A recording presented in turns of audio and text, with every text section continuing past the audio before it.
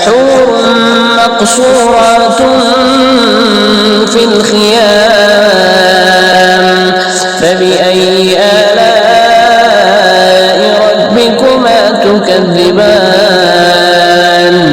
لم يطمثهن إنس قبلهم ولا جان فبأي آلاء ربكما تكذبان متكئين على رفرف خضر وعبقري حسان فبأي آلاء ربكما تكذبان